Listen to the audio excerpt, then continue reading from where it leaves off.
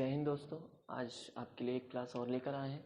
आज solar system से ही संबंधित है, बट अर्थ से हमारे संबंधित है। इसके पहले वाले चैप्टर में हमने मून पढ़ा था, उससे पहले सन पढ़ा था। अब अर्थ के बारे में पढ़ेंगे। चलो थोड़ा सा कोई डाइजेस्ट में अर्थ के बारे में समझ लेते हैं। और आई होप कि आपको ये वीडियो अच्छा लगेगा। अगर अच्छा लगे तो लाइक करें, कमेंट करें। जो भी आपको कोई भी परेशानी हो तो रिजॉल्व करने के लिए आप कमेंट में डाल दीजिए। कोई भी, या फिर कोई वर्ड ना समझ में आ रहा, कोई भी दिक्कत हो तो आपका हम रिजॉल्व कर देंगे।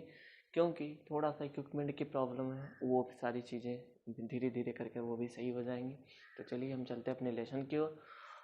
चलो फिर सोलर सिस्टम के हमारे अर्थ हैं, अर्थ जिस पे हम जिस गोले पे हम लोग रह रहे हैं, ठीक है ना। ये पृथ्वी की अनुमानित आय। सबसे पहले क्या पूछा है, पृथ्वी की अनुमानित आय। लगभग कोई भी चीज़ लगाना तो लगभग लगाना। पृथ्वी की कोई भी चीज़, पृथ्वी हो, हमारे सोलर सिस्टम से संबंधित कोई भी चीज़ हो, ठीक है ना। सौर मंडल, सोलर सिस्टम, सोलर सिस्टम से संबंधित कोई भी चीज़ है तो उसकी ध्यान रखना। सब अनुमानित ही बताते हैं, थोड़ा बहुत आगे और पीछे। लेकिन जब क्वेश्चन में देंगे तो सीरीज लाइन पे देंगे, ठीक है ना। सीरीज लाइन पे देंगे। अब जैसे 4.6 अरब है, ठीक है ना। ऑप्शन दे दिए 3.6 अरब, 5 अरब, ठीक है ना, और 7 अरब ऐसे दे दिए। 4.6 अरब लगभग दे दिए अराउंड में, ठीक है ना। तो आपको यही लगाना है, ठीक है। 4.6 अरब या 4.5 अरब कुछ भी हो तो आपको वही ठोकना है और कुछ नहीं करना। पृथ्वी की अनुमानित आय कितनी है? 4.6 अरब। इसमें तो हालांकि अभी इसमें तो कोई मतभेद मिला नहीं है, और सारी चीज़ों में मतभेद मिल गए, इसमें नहीं मिला। तो पृथ्वी की अनुमानित आय कितनी है? 4.6 अरब। मतलब कितनी पुरानी हमारी पृथ्वी है। पृथ्वी का निर्माण अनेक धूल के कणों से हुआ। धूल के कण आपस में, चट्टानें आपस में टकराई, एक दूसरे से ग्रेविटी से लड़ी, ठीक है ना। मतलब जैसे कोई भी चट्टानें जा रही हैं, छोटी छोटी धूल के कण से जा रही हैं, इनके पीछे से कोई स्पीड गति से कोई और चट्टानें आके इसकी ग्रेविटी में चिपक गई, या फिर इसकी छोटी छोटी कणें जाके चिपकती चली गई, वो एक बड़े रूप लेती चली गई। वहीं से एक गोले का निर्माण हुआ जिसका नाम हुआ अर्थ। हमारे अर्थ से ही हमारा एक गोला टूटा है जिसका नाम हुआ चंद्रमा, मून, ठीक है ना। ये हमारे अर्थ का हिस्सा है, वो गोला टूट के हुआ। वो हम किसी दिन अच्छे से ये सारी चीज़ें, अर्थ का जन्म कैसे हुआ, सन का जन्म कैसे हुआ, और गोले जितने मतलब हमारे गोले हैं, सन मतलब सन है, अर्थ है और मून, इन सब के बारे में अच्छी से एकदम एक्सप्लेन वीडियो बना देंगे। वीडियो काफ़ी लंबा हो जाएगा, क्वेश्चन थोड़ा है, थोड़ा से आप इस पर ध्यान दें। पृथ्वी की अनुमानित है 4.6 अरब वर्ष, ठीक है ना। कितना पुरानी है? 4.6 अरब वर्ष। पृथ्वी पर कुल जल सतह, मतलब सबको पता है कि पृथ्वी पर लगभग 29% जल है और 21% पानी है, लेकिन कुल एकदम देखा जाए एक्यूरेट तो 70.8% है। 71% लगभग, इसे अराउंड में आप मान सकते हैं। क्वेश्चन में ज़्यादातर 71% ही आता है। 71% और 29% ये रहता है, ठीक है ना। और पूछिए कि पेयजल कितना, पीने योग्य जल कितना, तो मात्र 1% है। फिर हमारे धरती पे पीने योग्य जल मात्र 1% है। 1% है जो हम पी सकते हैं, और बाकी 71% में तो समुद्र का जल भी आता है, वो सारी खारा जल होता है, वो पीने योग्य नहीं रहता है।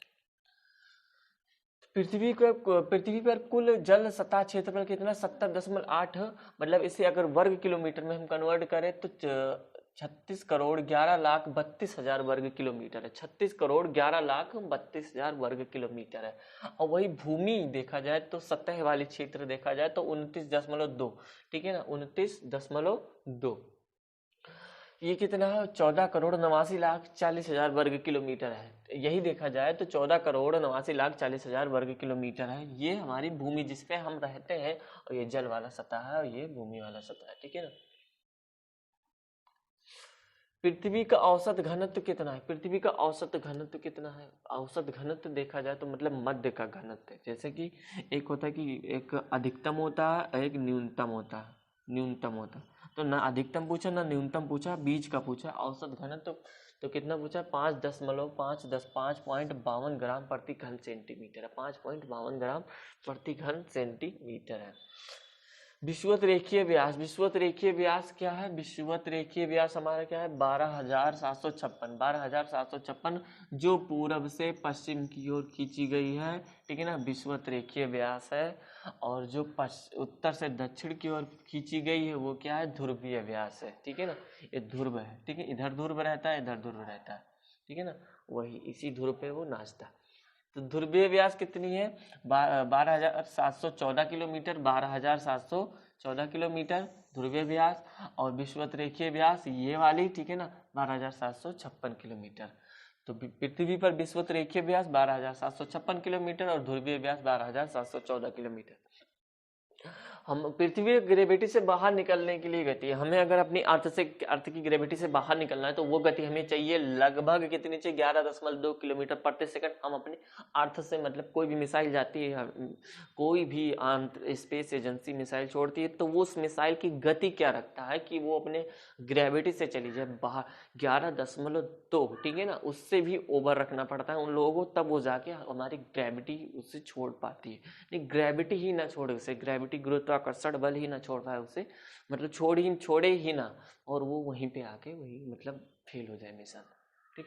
अगर हमें हमारी ग्रेविटी से बाहर निकलना है तो 11.2 किलोमीटर, इससे एबव रखना पड़ेगा हमें, इससे ज़्यादा रखना पड़ेगा हमें अपनी स्पीड किलो प्रति सेकंड, याद रखना, एक सेकंड में 11.2 प्रति सेकंड, या फिर उससे ज़्यादा रखना पड़ेगा हमें, तब जाके हम अपनी ग्रेविटी से निकल पाएंगे। इतनी स्पीड हमें रखनी पड़ेगी। हमारी अर्थ का द्रव्यमान कितना है? 5,976 गुणे 10 की घाते 24 किलोग्राम, 5,976 गुणे 10 की घाते 24 किलोग्राम हमारे अर्थ का द्रव्यमान है। आयतन कितना है? 1,08,321 गुणे 1,012 घन किलोमीटर, 1,08,321 गुणे 1,012 घन किलोमीटर, 1,012 घन किलोमीटर। ना समझ में आ रहा तो इधर लिख दिया हूँ, ठीक है ना। 1,08,321 गुणे 1,012 घन किलोमीटर ये हमारे पृथ्वी का आयतन है, ठीक है ना। समुद्र तल से पृथ्वी की सर्वाधिक गहराई, समुद्र तल से पृथ्वी की ज्यादातर गहराई, जो समुद्र तल है पृथ्वी की सबसे अधिकतम गहराई कहाँ तक अभी मापा गया है? 11,022 मीटर मापा गया है, जो है मेरियाना ट्रांच है, प्रशांत महासागर में है। गहराई, सर्वाधिक गहराई, अभी ऊंचाई मैंने भूल गया हूँ, कल भी एक ऐसे क्वेश्चन भूल गया था। समुद्र से सागर की सर्वाधिक गहराई कितना है? 11,022 मीटर है, जो मेरियाना ट्रांच में है, प्रशांत महासागर में है, फिलीपींस देश के पूरब में स्थित है। फिलीपींस देश है, उसके पूर्वी ओर स्थित है, ठीक है, प्रशांत महासागर में है ये। फिलीपींस हमारी एक कंट्री है, उसके पूरब में स्थित है, मेरियाना ट्रांच है, ठीक है ना। 11,022 मीटर गहराई है, उससे ज्यादा गहराई अभी नहीं मिला है, ठीक है ना। अगर ऊंचाई पूछा जाए तो 8848 मीटर ऊंचाई है, जो माउंट एवरेस्ट की है। 8848 मीटर ऊंचाई, जो माउंट एवरेस्ट हमारा पर्वत है, इसकी ऊंचाई समुद्र तल से पृथ्वी, समुद्र तल से ऊंचाई, ठीक है ना। ये हमारे धरती से ऊंचाई नहीं, समुद्र, जो समुद्र की तल है उससे ऊंचाई देखा गया है तो माउंट एवरेस्ट मिला। माउंट एवरेस्ट की ऊंचाई देखा गया तो 8848 मीटर मिला, ठीक है ना। पृथ्वी द्वारा अपने अक्ष पर घूर्णन गति, जो अपने अक्ष पर घूर्णन लट्टू की तरह नाचती है, इस तरीके से ऐसे ये जो घूमती है, जो एक दिन और रात होता है, ठीक है ना। 23 घंटे 56 मिनट 4 सेकंड, ये है एक्यूरेट। 23 घंटे 56 मिनट 4 सेकंड ये अपने अक्ष पर घूमती है, इसमें दिन भी होता है, इसमें रात भी होता है, क्लियर। पृथ्वी द्वारा अपने अक्ष पर घूर्णन की अवधि 23 घंटे 56 मिनट 4 सेकंड। पृथ्वी द्वारा सूर्य की परिक्रमा अवधि, जितने दिनों में परिक्रमा करते, कहते हैं ना 365 दिन 1/4 बटा दिन, 365 दिन 1/4 बटा, ठीक है ना। सॉरी, हम क्या बोल रहे हैं, 365 सही 1/4 दिन, ठीक है ना। ये है, कहते नहीं है कि मतलब 1/4 दिन मतलब 6 घंटे लगभग हो गए, ठीक है। 1 घंटा 24 घंटा, एक दिन 24 घंटा का हो गया, 4 छक 24, 6 घंटे हो गए। एक्यूरेट है 365 दिन 5 घंटे 48 मिनट, इसे लगभग में लेकर जाएंगे तो 6 घंटे हो जाएगा। यही 6 घंटे जब 4 साल मिलके बनता है तो एक लीप वर्ष बन जाता है, जो कि 29 का महीना हो जाता है। फरवरी 29 का एक होता नहीं 4 साल में, ये 6 घंटे जाके जुड़ते हैं 4 साल का, तो वो जाके बन जाता है एक 24 घंटे के एवरेज में जाके बन जाता है। तो वही जाके हमारा एक बन जाता है लीप ईयर फरवरी का। पृथ्वी अपने अक्ष पर झुकाव 23.5 डिग्री अक्ष पे झुकाव है, ध्यान देना 23.5 डिग्री। क्यों झुका हुआ है? ये हमारे सूर्य, चंद्रमा और बाकी तारों या ग्रहों उनको उनकी जो ग्रेविटी है जो हमारे पृथ्वी के आसपास है वो उनको खींचे हुए है, तो इसीलिए वो अपने 23-23.5 डिग्री वो झुका हुआ है, अक्ष पे ही झुका हुआ। लेकिन इसकी भी ग्रेविटी, अब कहोगे कि मतलब वो खींच क्यों नहीं ले जा रहे हैं? नहीं, वो खींच नहीं पाएंगे, इसकी भी कुछ ग्रेविटी है, इसकी भी ग्रेविटी है। तो ये अब भाई तुम्हें कोई खींचेगा, तुम भी अब तो अपना दम लगाओगे, तो दम लग वो उसकी भी ग्रेविटी है, तो वो भी रुका हुआ है वहां पे। पृथ्वी पर भूमध्य रेखा की परिधि है 40,075 किलोमीटर। भूमध्य रेखा और विषुवत रेखा को, भूमध्य रेखा और विषुवत रेखा एक ही है, याद रखना, ठीक है ना। उसका एक दूसरा नाम है, ठीक है ना। पूरे की परिधि अगर पूरा नाप लिया जाए तो कितना है? 40,075 किलोमीटर है। ध्रुवीय परिधि, पूरा ध्रुवीय परिधि नाप दिया जाए, ठीक है ना, इधर से, ठीक है ना, इधर से ध्रुवीय परिधि तो 40,024 किलोमीटर है। उपसौर कब होता है? उपसौर कब होता है? ध्यान दो, उपसौर सबसे न्यूनतम, ठीक है, सबसे मतलब कम समय वाला होता है, ठीक है ना।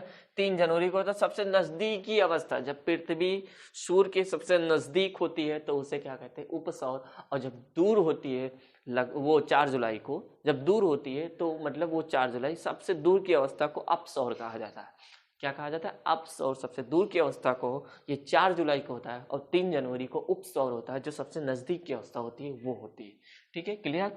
अपसौर कब होता है? 3 जनवरी को, सबसे नजदीक की अवस्था। उपसौर 3 जनवरी सबसे नजदीक की अवस्था, अपसौर, ठीक है, 4 जुलाई सबसे दूर की अवस्था, क्लियर। पृथ्वी के घूमने की गति क्या है? गति 1674 किलोमीटर प्रति आवर्स है, किलोमीटर प्रति आवर्स। 1 घंटे में 1674 किलोमीटर ये घूम जाती है। पृथ्वी के घूमने की गति 1674 किलोमीटर प्रति आवर। यह अपने अक्ष पर पश्चिम से पूरब की ओर घूमती है, पश्चिम से पूरब की ओर घूमेगी, ठीक है ना। अपने अक्ष पर आपको क्वेश्चन पूछ ले कि पृथ्वी अपने अक्ष पर कितने समय में किस दिशा में घूमती है, तो पश्चिम से पूरब, और पूरब से पश्चिम, उत्तर से दक्षिण, दक्षिण से पश्चिम, ऐसा 3-4 ऑप्शन दे देगा, ठीक है ना। तो आपको करना क्या है? पश्चिम से पूरब, पश्चिम से पूरब, कि कहाँ घूमती है, किस दिशा में? पश्चिम से पूरब। यह अपने अक्ष पर पश्चिम से पूरब की ओर घूमती है, क्लियर। आई होप कि आपको समझ में आया। कोई भी क्वेश्चन, कोई भी डाउट हो तो आप कमेंट बॉक्स में कमेंट करना, हम पूरे रिजॉल्व करने की कोशिश करेंगे। तो चलिए चलते हैं, ठीक है ना। थोड़ा सा चैप्टर था ये क्लियर कर दिए, अच्छा मून तक। अब आगे हम और मतलब भारत के बारे में थोड़ा बहुत लाएंगे, बाकी और सारी चीज़ जो बच्चे कंटेंट लेकर आएंगे धीरे धीरे। ये आप तैयार कीजिए, अच्छे से नोट्स बना लीजिए, कुछ भी कीजिए, बट भूलना नहीं। हम मेहनत कर रहे तो थोड़ा आप भी मेहनत कर दें, मेहनत कर दें। क्यों? क्योंकि ये जाया नहीं जाएगा। फालतू का वीडियो देखने से, सीरियल देखने से तो अच्छा है कि थोड़ा सा कुछ इस पे भी फोकस कर दिया जाए, पढ़ाई पे। तो पढ़ो और कुछ करके दिखाओ, ठीक है ना। तो चलिए चलते हैं, कोई भी दिक्कत होगी तो आप बताना, हम कमेंट्स का रिजॉल्व करेंगे। चलिए चलते हैं, जय हिंद, वंदे मातरम, बाय।